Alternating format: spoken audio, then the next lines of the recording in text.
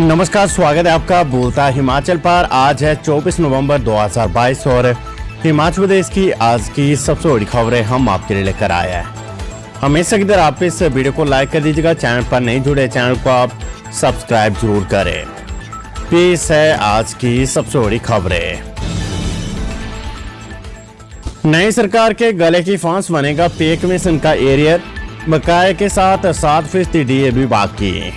विधानसभा चुनाव के मतदान के बाद 8 दिसंबर को मतगणना के दिन सामने आने वाली नई सरकार के लिए सबसे बड़ी चुनौती पे कमीशन एरियर के भुगतान की होगी। राज्य में सरकारी विभागों और निगम बोर्डों के 4.25 लाख कर्मचारियों और पेंशनरों को करीब 8,000 करोड़ रुपए के एरियर का भुगतान होना भी बाकी है। राज्य सरकार के पास इस देनदारी को चुकाने के लिए वित्तीय संसाधन अब नहीं बचे हैं। इस साल के लिए राज्य की लोन लिमिट 9,700 करोड़ थी और इसमें से 7,000 करोड़ ले लिया गया है। सिर्फ 2,700 करोड़ ही लोन लिया जा सकता है और इस राशि से भी इस वित्त वर्ष में 31 मार्च तक वेतन और अन्य देय जिम्मेदारियों का भुगतान किया जाना है। यही वजह है कि एरियर और महंगाई भत्ते को चुकाने के लिए आर्थिक संसाधन नहीं दिख रहे हैं। राज्य के कर्मचारियों का 7% महंगाई भत्ता भी बकाया है और 31% डीए अभी दिया जा रहा है, जबकि भारत सरकार ने 38% तक भुगतान कर दिया है। कौन देगा पगार अभी तय नहीं, स्कूलों में तैनात 900 मल्टीटास्क वर्कर वेतन को तरसे। हिमाचल प्रदेश के सरकारी मिडिल स्कूलों में तैनात किए गए नवनियुक्त करीब 900 मल्टीटास्क वर्कर को पिछले 4 महीनों से वेतन नहीं मिल पाया है। वो कर्मचारी नियुक्ति के बाद आज तक पहला वेतन भी नहीं पा सके हैं। बिना वेतन के ये वर्कर मिडिल स्कूलों में सेवाएं देने को मजबूर है। ये पहली ऐसी भर्ती है जिसमें वेतन किस साइड से देना है ये भी शिक्षा विभाग को पता नहीं है और भर्तियां करके नियुक्तियां 4 माह पहले कर दी गई है। प्रदेश सरकार अभी तक मल्टीटास्क वर्कर के लिए बजट का प्रावधान नहीं कर पाई है। गौरव की प्रदेश सरकार ने प्रदेश के प्राइमरी और मिडिल स्कूलों में जुलाई माह के आखिर में मल्टीटास्क वर्कर की ज्वाइनिंग दी थी। मल्टीटास्क वर्करों को 5,625 रुपए मासिक वेतन निर्धारित किया गया था, लेकिन आज तक ये वेतन उनको नहीं मिला है। नवंबर माह की 23 तारीख भी निकल गई, लेकिन मल्टीटास्क वर्करों को अभी तक अगस्त, सितंबर, अक्टूबर माह का वेतन नहीं मिल पाया है और नवंबर माह का सैलरी बिल भी नहीं बना है। मल्टीटास्क वर्कर हर माह स्कूल हेड से वेतन की गुहार लगा रहे हैं। स्कूल हेड बीईओ बस 6 अपने देश को से संपर्क कर रहे, लेकिन वेतन की अदायगी का मामला बहाल नहीं हो रहा है। बताया जा रहा है कि प्रदेश सरकार मल्टीटास्क वर्करों के लिए अभी तक बजट का प्रावधान नहीं करवा पाई है। ऐसे में स्कूलों में तैनात इन कर्मचारियों में दिन प्रतिदिन प्रदेश सरकार के प्रति रोष बढ़ता जा रहा है।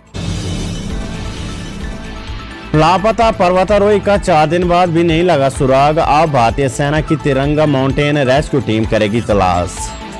ड्रोन व हवाई रेकी के बाद अब रेक को एवलांच रेस्क्यू डिवाइस ही रेस्क्यू टीम की उम्मीद बनी हुई है। 4 दिन के बाद भी शिमला के पर्वतारोही का सुराग नहीं लग पाया है। 15,000 फीट की ऊंचाई पर रात बिताने के बाद एडवेंचर टूर ऑपरेटर एसोसिएशन की रेस्क्यू टीम खाली हाथ लौटी है। अब भारतीय सेना की तिरंगा माउंटेन रेस्क्यू टीम आशुतोष को तलाशने के लिए मनाली पहुंच रही है। अब भारतीय सेना की तिरंगा माउंटेन रेस्क्यू टीम आशुतोष को तलाशने के लिए मनाली पहुंच रही है। मनाली प्रशासन ने पर्वतारोही आशुतोष का पता लगाने के लिए ड्रोन का सहारा लिया है। प्राइवेट स्कूलों को समानता प्राप्त करने के लिए मानकों में दी जा रही ढील होगी समाप्त। हिमाचल प्रदेश स्कूल शिक्षा बोर्ड 9वीं से 12वीं कक्षा की समानता प्राप्ति हेतु आवेदन करने वाले प्राइवेट स्कूलों को मानकों में दे रहा ढील धीरे धीरे समाप्त करने की दिशा में कदम बढ़ा रहा है। कोविड के चलते बोर्ड ने समानता प्राप्ति हेतु प्राइवेट स्कूलों को तय मानकों में ढील दी थी, लेकिन अब कोरोना का प्रकोप कम होने के कारण अब ये ढील समाप्त हो जाएगी। जानकारी के मुताबिक स्कूल शिक्षा बोर्ड 9वीं से 12वीं कक्षा वाले प्राइवेट स्कूलों को समानता नवीनीकरण, समानता कक्षा स्तरोन्नत सहित अन्य समानता देता है। समानता प्राप्ति के लिए कुछ जरूरी मानक होते हैं जिन्हें इन प्राइवेट स्कूलों को पूरा करना होता है। बोर्ड द्वारा बाकायदा निरीक्षण किया जाता है।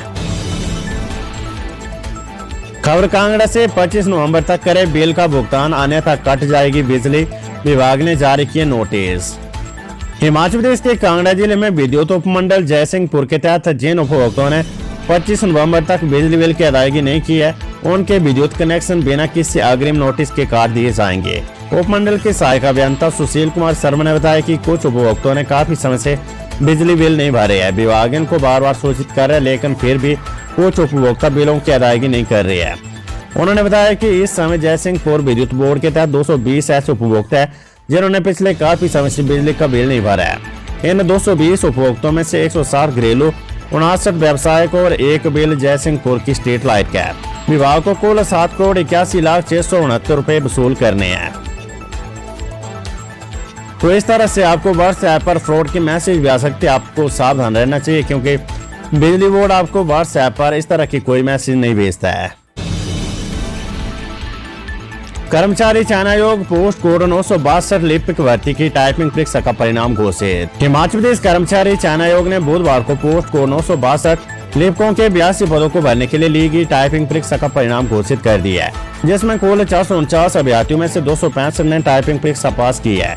इन 265 अभ्यर्थियों को दस्तावेज जांच के लिए 1 से 3 दिसंबर तक कर्मचारी चयन आयोग के कार्यालय में बुलाया गया है। कर्मचारी चयन आयोग ने बुधवार को 2 विभिन्न परीक्षाएं करवाई। सुबह के सत्र में पोस्ट कोड 961 लैबोरेटरी असिस्टेंट की एक पोस्ट के लिए परीक्षा हुई। 37 अभ्यर्थियों को कॉल लेटर जारी किए थे। 15 अभ्यर्थी उपस्थित रहे। शाम के सत्र में post code 968 postal superintendent com PTI की एक पोस्ट के लिए परीक्षा करवाई गई।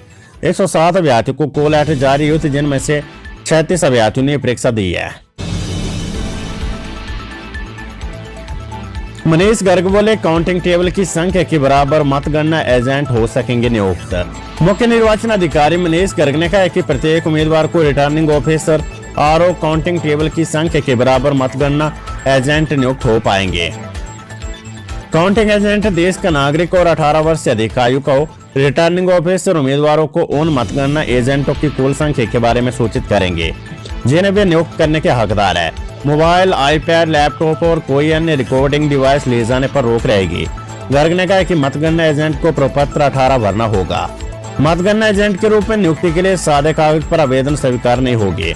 आरओ को 4 दिसंबर को शाम 5 बजे तक चुनाव लड़ने वाले सभी उम्मीदवारों से उनके फोटो और पहचान पत्र के साथ 2 प्रतियों में फॉर्म 18 में मतगणना एजेंटों की सूची प्राप्त करनी होगी। हिमाचल में 4 दिन साफ रहेगा मौसम। केलांग और कोकमसेरी का न्यूनतम तापमान माइनस में पहुंचा।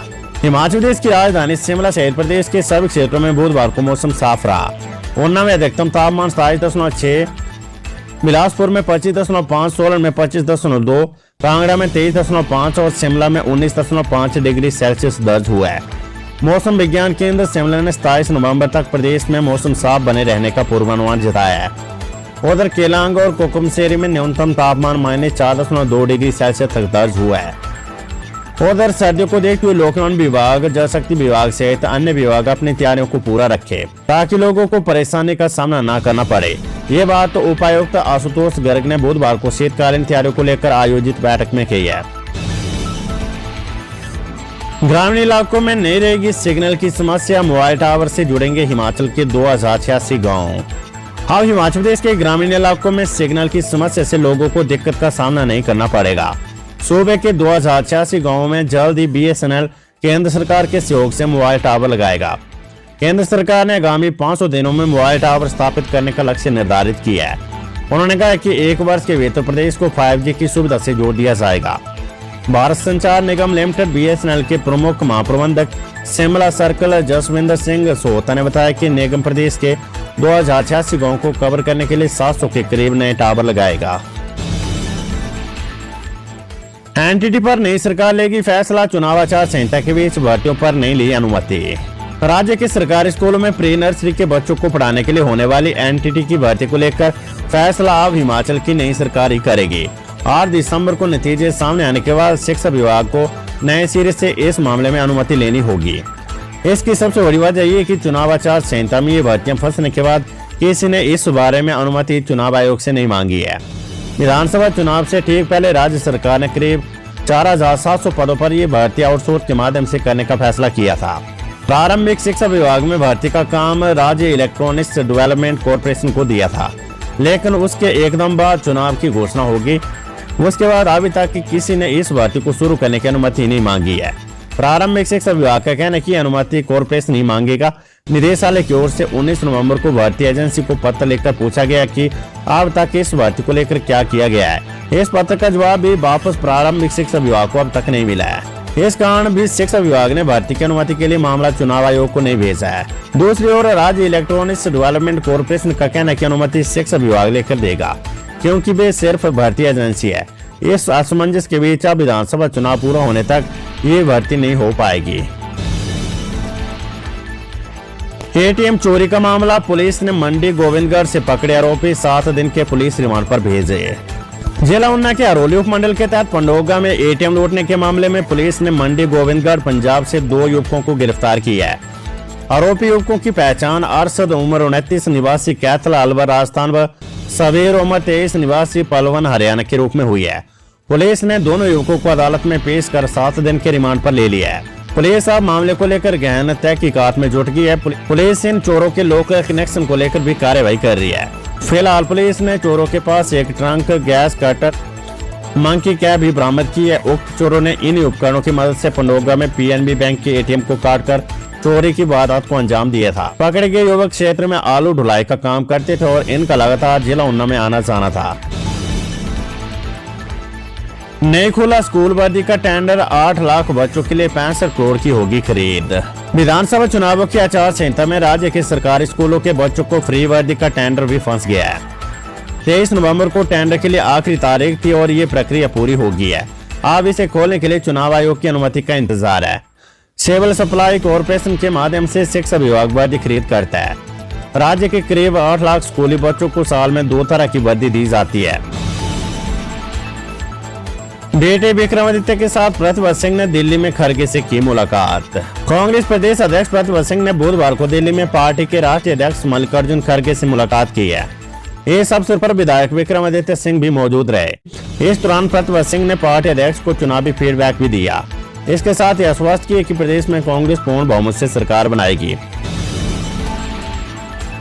कुल्लू में पुल से व्यास नदी में छलांग लगाकर 11वीं के छात्र ने की आत्महत्या। जिला कुल्लू के भोंतर के जिया पुल से एक छात्र ने पार्वती नदी में छलांग लगाकर अपनी ई-लीला समाप्त कर ली है। जानकारी के अनुसार कुल्लू के माहौल में एक निजी स्कूल में 11वीं कक्षा में पढ़ने वाली छात्रा ने मंगलवार शाम को जिया पुल से पार्वती नदी में छलांग लगा दी, जिसकी सूचना स्थानीय पंचायत प्रधान संजीव शर्मा ने पुलिस को दी, लेकिन अंधेरा होने पर छात्रा का पता नहीं लग पाया। इस दौरान पुलिस को पुल के ऊपर छात्रा का बैग और एक सुसाइड नोट भी मिला है। ऐसे में बुधवार को पुलिस ने फिर से तलाशी अभियान चलाया तो घटनास्थल से कुछ दूरी पर व्यास नदी में सांप देखा गया।